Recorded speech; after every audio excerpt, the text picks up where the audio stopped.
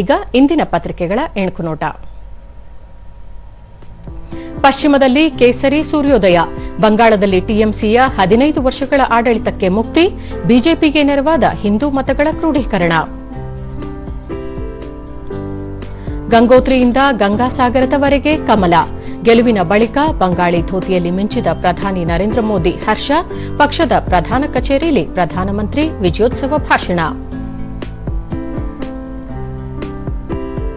ರೈತರ ಪಂಪ್ಸೆಟ್ಗಳ ವಿದ್ಯುತ್ ಸಂಪರ್ಕಕ್ಕೆ ನವೀಕೃತ ಯೋಜನೆ, ಬೆಂಗಳೂರು ವಿದ್ಯುತ್ ಪರಿವರ್ತಕಗಳ ಅಳವಡಿಕೆ.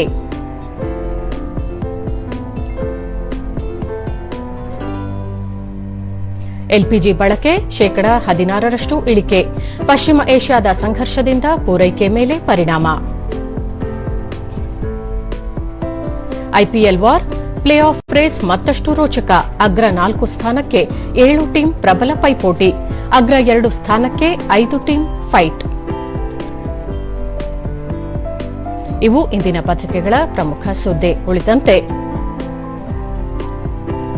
ಇನ್ನೋವೇಕ್ಸ್ 2.0 ತಂತ್ರಜ್ಞಾನ ಕೌಶಲ ಮೇಳ, ವಿವಿಗಳಲ್ಲಿ ಎಐ ಪ್ರಯೋಗಾಲಯ.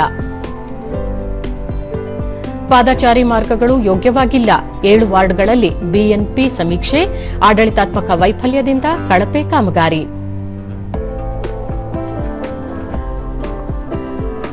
ಬೆಂಗಳೂರು ವಾಯು ಗುಣಮಟ್ಟ ಕುಸಿತ, ದೆಹಲಿ ನಂತರ ನಮ್ಮದು ದೇಶದಲ್ಲಿ 2ನೇ ಕಲುಷಿತ ಮಹಾನಗರ.